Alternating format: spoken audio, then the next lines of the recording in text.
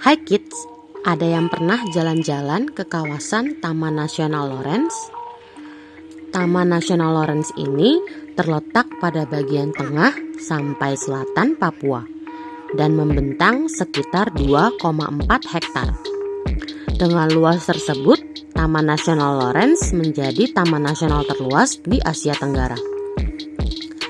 Hari ini kita akan mencari tahu misteri dari taman nasional terluas di Asia Tenggara ini. Sebelum kita lanjut videonya, jangan lupa klik tombol subscribe dan tombol loncengnya ya. Luasnya Taman Nasional Lorentz. Menurut situs Kementerian Lingkungan Hidup dan Kehutanan, saking luasnya, Taman Nasional ini termasuk ke dalam 10 kabupaten pada Provinsi Papua. Kawasan ini membentang di sepanjang Gletser Katulistiwa pada jajaran pegunungan tinggi Asia Tenggara. Asal nama. Sejarah Taman Nasional Lorentz cukup panjang. Menurut situs resmi Taman Nasional Lorentz, asal-usul penamaan Taman Nasional Lorentz yaitu berasal dari ekspedisi yang dipimpin oleh Dr. Hendrikus Albertus Lorentz pada tahun 1909.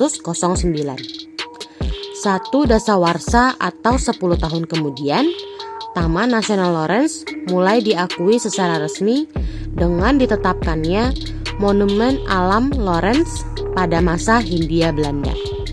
Kemudian, pada tahun 1978, pemerintah Indonesia menetapkan Taman Nasional Lorentz sebagai cagar alam atau Strict Nature Reserve. Hal itu berlanjut pada tahun 1999 dengan didaftarkannya Taman Nasional Lorentz sebagai situs warisan dunia atau World Heritage Site. Dan pada tahun 2003 menjadi Taman Warisan ASEAN atau ASEAN Heritage Parks melalui ASEAN Declaration on Heritage Parks. Keanekaragaman hayati. Kawasan ini menjadi salah satu di antara 3 kawasan di dunia yang mempunyai gletser pada daerah tropis.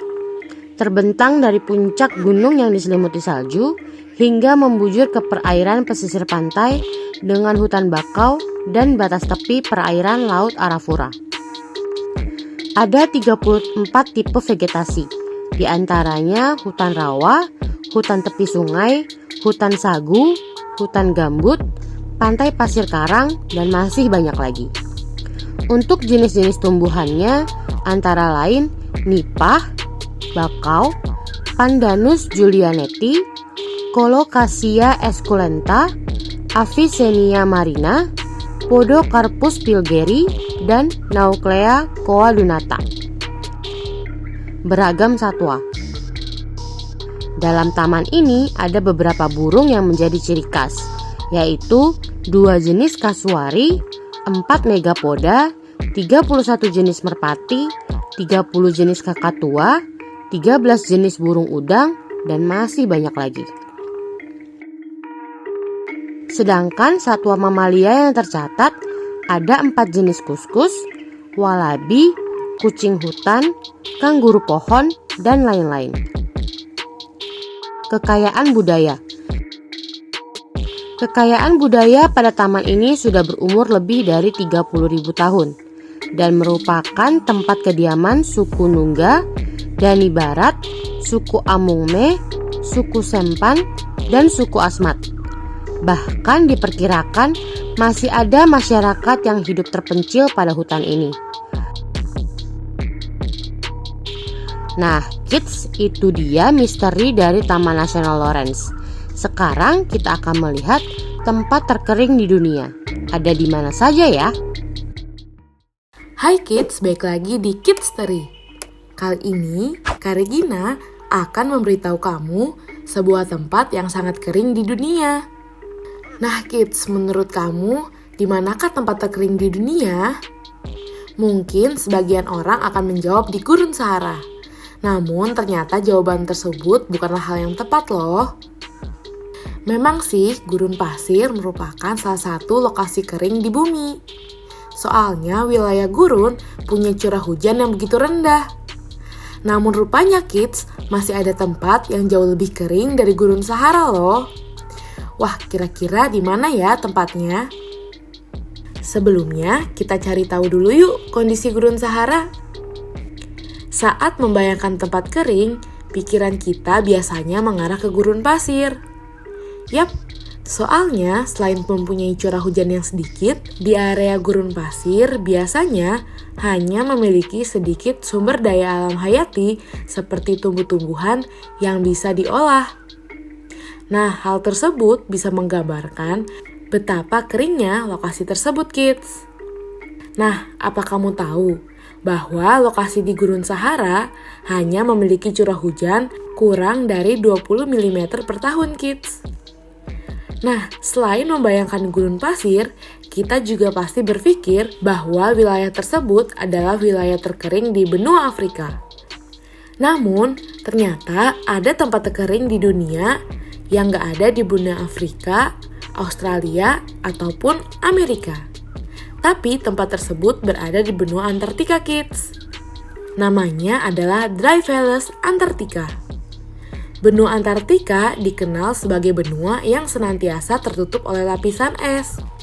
Makanya nggak heran kalau banyak yang nggak percaya bahwa tempat terkering di dunia terletak di benua tersebut. Namun itulah faktanya, kids. Wilayah yang disebut Dry Valleys adalah salah satu titik di benua Antartika yang merupakan tempat terkering di dunia. Tahukah kamu? Di Dry Valleys, curah hujannya adalah 0, kids. Nah, jika melihat angka tersebut, kondisi di Gurun Sahara dengan curah hujan kurang dari 20 mm per tahun tampak lebih baik, bukan? Yap, berdasarkan hal itu, Gurun Sahara masih kalah kering kalau dibandingkan dengan Dry Valleys. Namun, mungkin masih banyak yang bertanya-tanya nih, mengapa benua Antartika tertutup dengan es? Lalu, mengapa Dry Valleys menjadi tempat terkering di dunia? Soalnya, kids, wilayah Dry Valleys ini berbeda dari sekitarnya. Benua Antartika memang tertutup oleh es, tapi ada pengecualian nih, yaitu salah satu kawasan di Dry Valleys yang malah nggak tertutup oleh es. Dry Valleys menjadi kawasan bebas es terbesar di benua Antartika, dengan tingkat kelembapan yang sangat rendah, kids.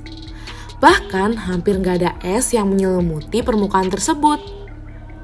Dry Valleys terletak di tengah pegunungan yang menjulang tinggi dan menghalangi es yang mengalir ke laut untuk mencapai lembah, kids.